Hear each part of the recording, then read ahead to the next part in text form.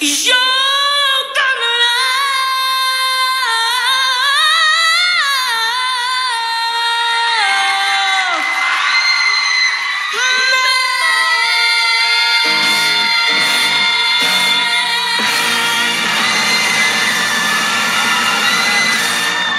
Twirly!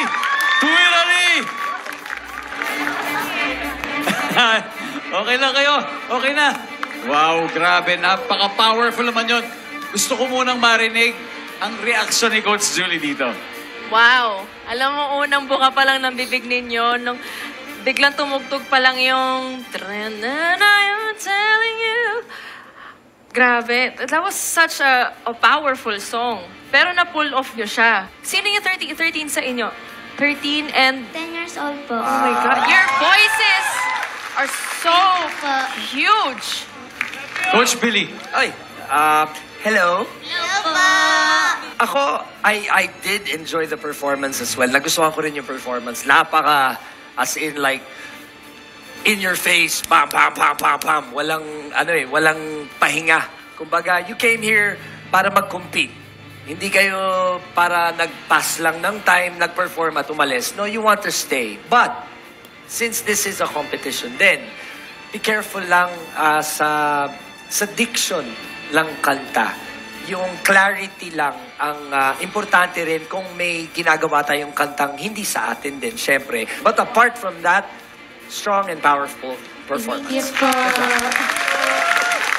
Ganon din ba sa'yo, Coach Tel? Kamusta yung kabuuan?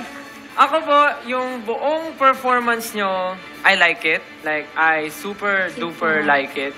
Ito yung gusto ko lang sabihin for personally, if I'm going to be your coach, if ever lang naman, like, siguro sa next time or kung magkakaroon ako ng chance, siguro ang itatry ko lang i-work out is yung volumes and yung, kumbaga, dynamics. Kasi, dynamics. gets natin na parehas kayo, ay lahat kayo kaya nyong maabot yon. Pero kung lahat kayo magsasabay-sabay doon, syempre, hindi rin naman maganda pakinggan. Pero, ang final say ay na kay Coach Chito.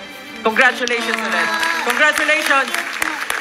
Thank you, Coach Tel. Sa lahat ng sinabi nila, Coach Chito, talagang majority sinasabing impress sila at kung may room for improvement, kayang-kaya. Yeah. Ano, I agree. Diba?